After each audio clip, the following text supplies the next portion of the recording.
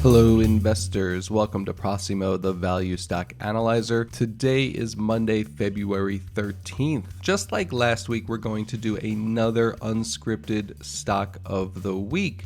Last week we featured Mullen Automotive, a penny stock EV company that doesn't look like it has a ton of value today, but potentially a very highly risky, highly speculative, high potential reward kind of investment. Today, we're going to look at Peloton Interactive.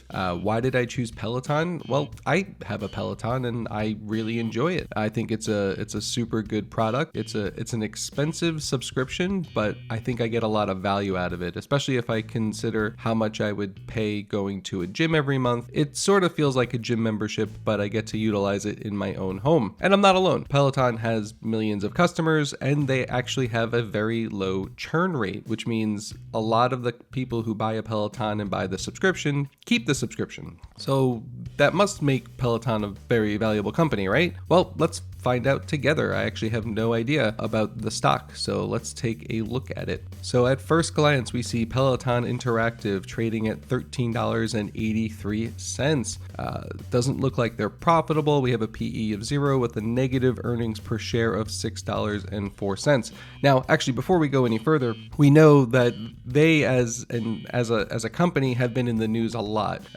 over the last couple of years, right? Their stock skyrocketed during the pandemic. With gyms being closed, everyone was going out buying these bikes and buying subscriptions as a result. And then based on that growth, the CEO invested heavily in United States manufacturing to bring bike manufacturing closer to its customers. However, that was under the assumption that their crazy skyrocketing growth would continue, which it wouldn't. As soon as the pandemic ended, people stopped buying bikes and started going to gyms again.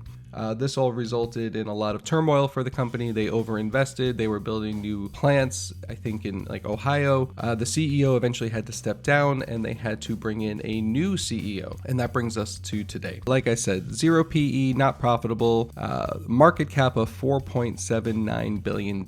So still, a relatively small company, all things considered. If we come down here, we can see, we are at that $13.83. A year ago, though, we were as high as $33.25 on February 15th last year. So we're down quite a bit. Even from February 24th last year, we're down 51%. So maybe there's a deal to be had here. Coming down here to year-over-year revenue growth. In 2017, $218 million in revenue. Fast forward to 2022, $3.58 billion. That's a really great growth in revenue over 6 years. They peaked, it looks like, in 2021, which is the year following the pandemic, $4.02 billion. So that they are down from that peak by 10%, but still, just considering where they were 6 years ago, their revenue growth is really great. 5-year average being 83%, 10-year average 41%, and 3-year average 69%.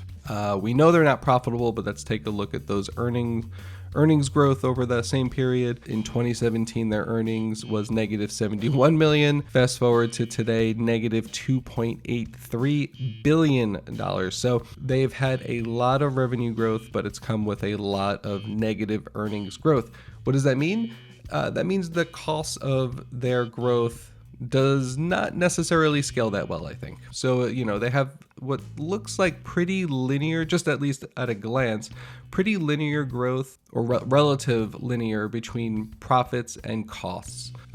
As they grow and as they generate more revenue, their costs are also skyrocketing at the same rate. Not the greatest sign. Now, we know they were way overinvested during the pandemic, investing in new manufacturing. The new CEO is coming in to try and reduce costs and improve their profit margin or get to profitability. That's really their goal at this point, is to get to profitability and improve this gap between revenue and negative earnings. Some key metrics, free cash flow per share is a horrible negative $7.31.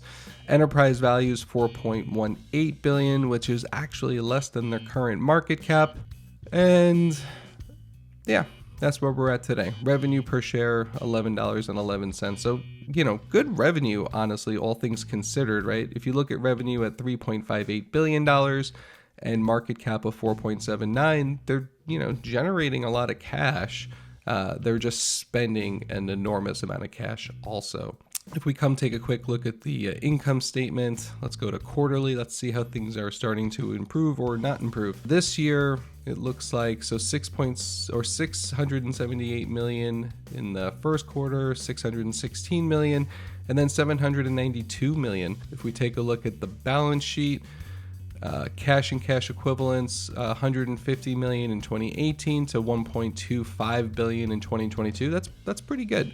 That is a nice increase in cash and cash equivalents. Total assets, 203 million to 2.63 billion. So, while they are, not nearing profitability, their total current assets at least continues to improve. Total assets of 4.03 billion. That's great. I mean, we saw that their market cap is about 4.7.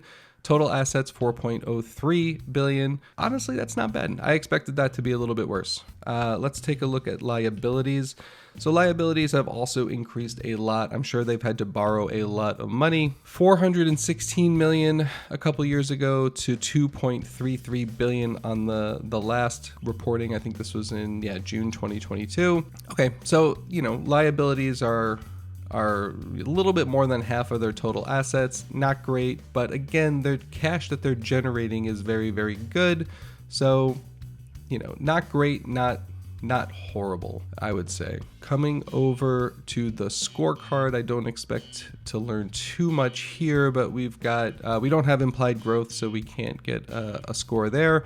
Liabilities over assets, 0.85, which is high, but not crazy high. We want to see this around 0.6. 0.85 is definitely higher than that, but it's still under 1, which is pretty decent. Market cap over revenue, 1.34. That's better than I thought it would be, honestly. Assets greater than market cap, that's true. I mean, so if the company's market cap is less than 120% of its assets, then there's a lot of value baked into the stock price. So that's cool. 3-year average revenue growth greater than 10-year average revenue growth is also true, which means they have a lot of good forward momentum in terms of generating cash. Market cap over enterprise value is 1.15. That's maybe the most interesting indicator here. We say a value of 1 would be a fairly priced company. Under 1 would be some value in the company. Over 1 would mean the company is potentially overpriced right now. So where does that leave us with Peloton? I don't really know. I think there's definitely a little bit more I'd want to research. Again, I can't really get an assessment of a stock in 10 minutes. And that's about the amount of time that I've spent so far. I definitely want to do some more research, read, the latest news in Google, and then also read through the 10K. We haven't talked a whole lot about 10Ks in the past, and maybe I can do a video later this week. There's a lot of really good information in a company's 10K. That's their annual report that they have to file to the SEC. Actually, my favorite section in a 10K is the risk section, so you can see, what specifically the company sees as their potential risks in the near term and long term. I would love to see what Peloton is listing under their risk section in the 10K. And that's it. If you have any thoughts, leave them as comments below. And please check out Prosimo.com to see this analysis for yourself. You'll be able to see Peloton Interactive all week for free. And if you want to see other stocks, it's $5 a month. We are making lots of cool changes to the site. So please check it out, sign up, and let us know what you think.